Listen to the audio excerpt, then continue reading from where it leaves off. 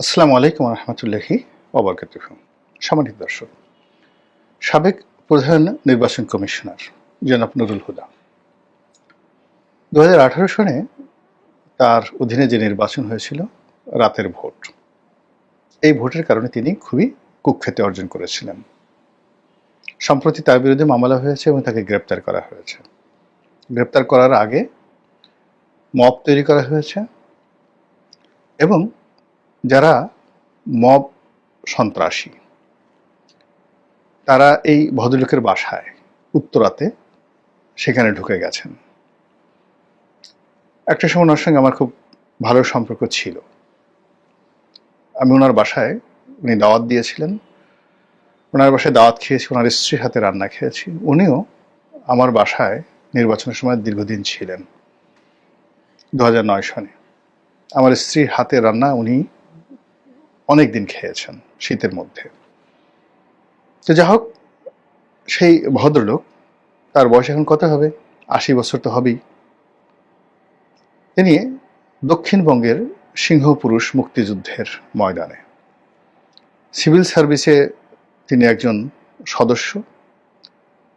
BNP জামানাতে DC ছিলেন, কুমিল্লার DC ছিলেন, ফরিদপুরের ডিসি ছিলেন। পরবর্তীতে তাকে সচিব পদে আওয়ামী লীগ সরকার পদায়ন করে ভূতাপেক্ষা এবং প্রধান নির্বাচন কমিশনার রূপে নিয়োগ দেয়। প্রধান নির্বাচন কমিশনার পদে নিয়োগ লাভের আগ পর্যন্ত যদি মানুষ হিসাবে আপনি জনাব নুরুল হুদাকে নম্বর দিতে চান, 100-তে 100 নম্বর দিতে হতো। তার ব্যবহার, তার সততা, তার আন্তরিকতা সব মিলিয়ে। কিন্তু আমাদের প্রতি দুর্গন্ধময় রাজনীতি, সকল দলের রাজনীতি এত খারাপ, এত পচা, এখানে একজন ফেরেশতা যদি এই রাজনীতির মধ্যে, দুর্গন্ধময় রাজনীতির মধ্যে ঢুকিয়ে দেওয়া হয়, মুহূর্তের মধ্যে সে ইবলিস হয়ে যায়। হুদা সাহেবের একই অবস্থা। তিনি যখন হলেন, আমি আশা করেছিলাম তিনি খুব ভালো একটা নির্বাচন উপহার দেবেন এবং তিনি প্রথম দিকে বেশ সাহসী কথাবার্তা বলেছিলেন। জিয়াউর রহমানকে স্বাধীনতার ঘোষক বলেছিলেন। সাংবাদিকরা যখন আবার তাকে জিজ্ঞাসা করেছিল, তিনি বলছিলেন যে তিনি এটা সত্যিকার অর্থে অন্তরস্থল থেকে বলেছিলেন। আমরা সবাই খুশি হয়েছিলাম। বিএনপি নেতারা যখন তার সঙ্গে দেখা করতে গিয়েছিলেন, তিনি হাসি মুখে বলেছিলেন যে আমি যখন চাকরি করেছি সিভিল সার্ভিসে, তখন বেগম জিয়া যখন প্রধানমন্ত্রী, আমি তখন ডিসি হিসেবে দায়িত্ব পালন করেছি। এবং আমাদের দেশে যে কৃষ্টি এবং কালচার, সেটা হলো যে খুব ভালো মানুষ না হলে এবং নিরপেক্ষ না হলে এবং একেবারে দলকানা না হলে সাধারণত কাউকে ডিসি হিসাবে কোন রাজনৈতিক সরকার মনোনয়ন দেয় না। তো তিনি মুক্তিযোদ্ধা, আওয়ামী লীগ মাইন্ডেড, এটা সবাই জানে। কিন্তু তারপর তাকে ডিসি হিসাবে আওয়ামী লীগের সময় নয়, বিএনপির জামানাতে তিনি নিয়োগ লাভ করেছেন। ইট মিনস তার ভিতরে দক্ষতা, প্রফেশনালিজম ছিল। কিন্তু শেখ হাসিনার কবলে পড়ে, লোভে পড়ে, তারপর যাকে বলা হয় তিনি সেই নিজেও লোভে পড়েছেন। গোয়েন্দা সংস্থা চাপ তাপে পড়ে তিনি তার সেই স্ট্রেংথ রাখতে পারেননি। কিন্তু তার যে অধঃপতন, সেই অধঃপতনটা আসলে এত নিচু পর্যায়ে চলে গেছিল যেটা আমি কল্পনা করতে পারিনি। কিছু দুর্নীতির ব্যাপারে কথাবার্তা হচ্ছে, আর তার ভাগ্নে একটা মেম্বার হওয়ার উপযুক্ত না, সেই ভাগ্নেকে তিনি শেখ হাসিনার সাথে রীতিমতো দর কষাকষি করে তাকে এমপি বানিয়েছেন। এটা তার দরকার ছিল না। এবং তার ওই সময়টিতে তার কর্মকাণ্ড, তার ভাগ্নের কর্মকাণ্ডর কারণে আমার বাড়িটা ভেঙেছে, তার ভাগ্নে এবং সে নিজে। এর কারণ হলো এই যাকে বলা হয়, আমি একটা লেখা লিখেছিলাম তার দায়িত্ব থেকে তিনি যখন অবসর নিলেন এবং সে অবসর নেওয়ার পরে যখন হাবিবুল আওয়াল সাহেব এলেন, হাবিবুল আওয়ালও আমাদের ডিপার্টমেন্টের বড় ভাই, ল ডিপার্টমেন্টের বড় ভাই। তো আমি তখন একটা লেখা লিখেছিলাম নয়া দিগন্তে, নূ হুদার পঞ্চশালের পাঁচালী, অর্থাৎ নুরুল হুদার মানে 5 বছরের পাঁচালী। সেখানে ওনার সঙ্গে আমার কি সম্পর্ক, উনি কি ছিলেন, ইত্যাদি ইত্যাদি নিয়ে খোলামেলা কতগুলো কথা বলেছি। এবং এই কথায় উনি এবং ওনার ভাগ্নে এতটা বিক্ষুব্ধ হয়েছে যে তারা তাদের ক্ষমতা ব্যবহার করে আমার সেই ৩ পুরুষের ভিটেমাটি, সেই ভিটেমাটি পুরোটা উচ্ছেদ করে গিয়ে দেখেন উলানিয়া বাজারে কি অবস্থা, পুরো বাজারটাকে শেষ করে দিয়েছে। তো এই জন্য অভিশাপ ছিল, দীর্ঘশ্বাস ছিল, সব কিছু ছিল।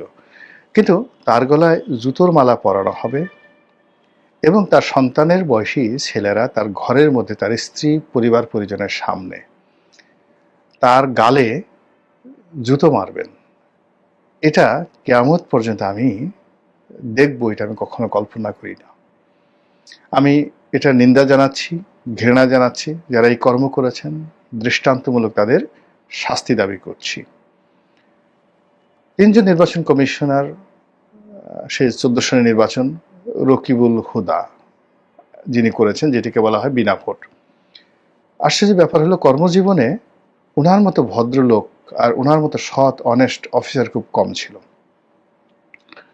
একইভাবে হাবিবুল আওয়াল সাহেব আইন সচিব ছিলেন, প্রতিরক্ষা সচিব ছিলেন, লেখাপড়া জানা ভদ্রলোক এবং উচ্চবংশীয় একজন আমলা।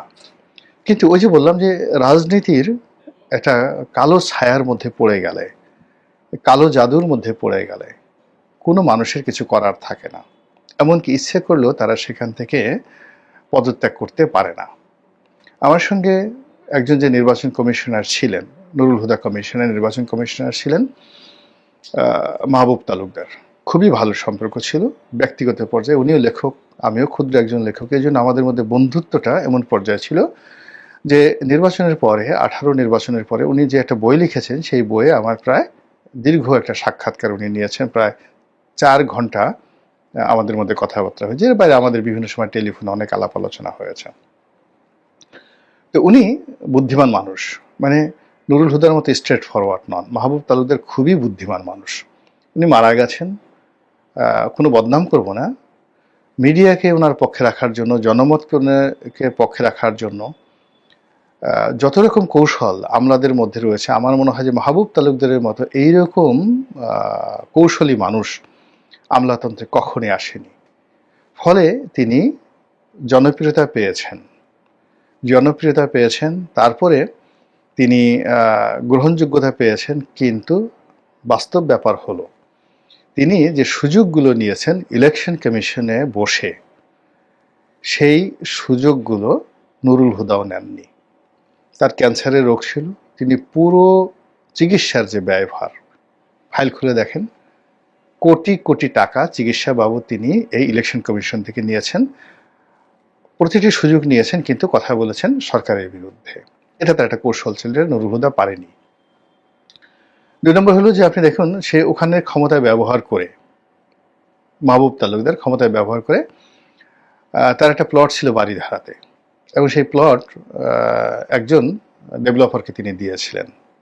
সেই প্লট নিয়ে যে গন্ডগোল হলো, সেখানে নুরুল হুদা সাহেব তার মানে সেই মাহবুব তালুকদার তার ক্ষমতা ব্যবহার করে তিনি সেই যে ডেভেলপার কোম্পানি তার 12টা বাজিয়ে দিয়েছেন। কিন্তু যেহেতু মিডিয়ার মুখ আছে, ফেজ আছে, তাকে নিয়ে কথা হয়নি। আমি খুব আন্তরিকভাবে তাকে জিজ্ঞাসা করলাম যে আপনি এত কথাবার্তা এখানে বলছেন, আপনি কেন পদত্যাগ করছেন না?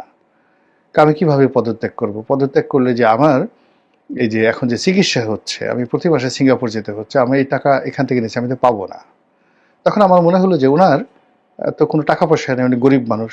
কিন্তু পরবর্তীতে আমি গিয়ে জানলাম যে বাড়িধারা থেকে শুরু করে আরো অনেক জায়গাতে তার বাড়ি আছে, এবং তিনি শুধু সচ্ছল নয়, অনেক অনেক ধনী ব্যক্তি ছিলেন। কিন্তু নুরুল হুদা কিন্তু সেটা না। নুরুল হুদার যে সততা, এটি প্রমাণিত। এবং তিনি দেখেন এত কিছুর পরও সেই যে উত্তরাতে তার যে একটা ছোট প্লট, 3 কাঠা বা 5 কাঠার একটা প্লট তিনি পেয়েছিলেন, সেটার উপর একটা বাড়ি করেছিলেন ব্যাংক লোন নিয়ে, এবং সেই বাড়ি থেকে তাকে গ্রেপ্তার করা হয়েছে। তার বাড়িধারা গুলশান বনানীতে প্লট নেই, এমনকি অন্য কোথাও তার নেই। এই যে তার ভাগ্নে শাহজাদা নাম দিয়ে বিএনপির অফিসে তালা লাগাতে আসছেন, নিজে তালা লাগাতে আসছেন, এবং যে সকল কথাবার্তা বলেছেন, সেই তুলনায় নুরুল হুদার চাইতে ব্রিগেডিয়ার সাখাওয়াতের প্রতি বিএনপির নেতাকর্মীদের রাগ ক্রোধ খুব বেশি। এখন সাখাওয়াত সাহেবের সাথে যদি এরকম মব হয়, কারণ মানুষদের সাহস পড়ে গেছে, সাখাওয়াত সাহেবের সঙ্গে এখন হোক 2 দিন পরে হোক বিএনপি যদি ক্ষমতায় আসে লিখে রাখেন, এই ঠিক নুরুল হুদার সাথে যে ঘটনা ঘটেছে তার চেয়ে বেশি ঘটবে এই ব্রিগেডিয়ার সাখাওয়াতের উপরে। সেটা ফিরাবেন কিভাবে যদি এটা এখন পর্যন্ত আপনারা সতর্ক না হন? আচ্ছা, এখন এই যে যিনি বর্তমান সিইসি রয়েছেন, আগের সিইসির সঙ্গে যেভাবে আমার একটা সম্পর্ক ছিল, এই বর্তমান সিইসির সাথে সম্পর্ক আছে। তিনি তার সঙ্গে একটা যোগাযোগ আছে, একেবারে নিহায়ত একজন ভদ্রলোক মানুষ, বয়স্ক মানুষ, এবং তারা নুরুল হুদার সমপর্যায়ের বয়স্ক মানুষ, মানে কোনো রকম এদিক ওদিক নাই। তো নুরুল হুদা যদি আপনি ধরেন, তার সাহস, তার শক্তি, ইভেন এখন তার যে ফিজিক্যাল ফিটনেস আছে, তার অর্ধেক ফিজিক্যাল ফিটনেস, নুরুল হুদা সাহেবের অর্ধেক ফিজিক্যাল ফিটনেস বর্তমান সিইসির নেই। নুরুল হুদার ব্যক্তিগত জীবনে তিনি যে সাহস, যে জিত তার ছিল বা আছে, এটা বর্তমান সিইসির নাই। তিনি নরম সরম একজন মানুষ।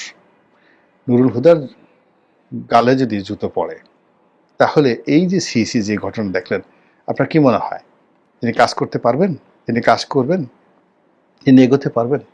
ফলে নুরুল হুদা সাহেবের এই ঘটনাটা পুরো রাষ্ট্র ব্যবস্থাকে ঝাঁকিয়ে দিয়েছে, প্রত্যেকটা মানুষের বিবেককে নাড়া দিয়েছে, সেনাপ্রধান থেকে শুরু করে অন্য সবাই। আপনি চিন্তা করেন, যদি একজন প্রধান নির্বাচন কমিশনার সাংবিধানিক পদ, তো সেই সাংবিধানিক পদে যারা আছেন তাদের মান মর্যাদা সেনাপ্রধান আইজির চেয়ে বেশি।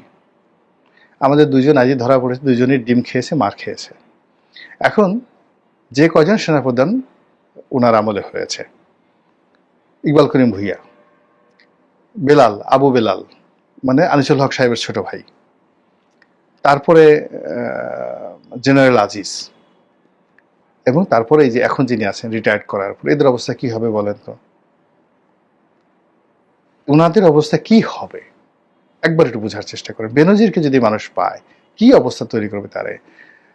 এরপরে বেনজিরের বাইরে অন্য যে আরো দুজন ছিলেন, আইজি ছিলেন, হাসান মাহমুদ খন্দকার, তো তাকে পেলে কি অবস্থা হবে? হাসান মাহমুদ খন্দকারের পরে আছে জাভেদ পাটোয়ারি।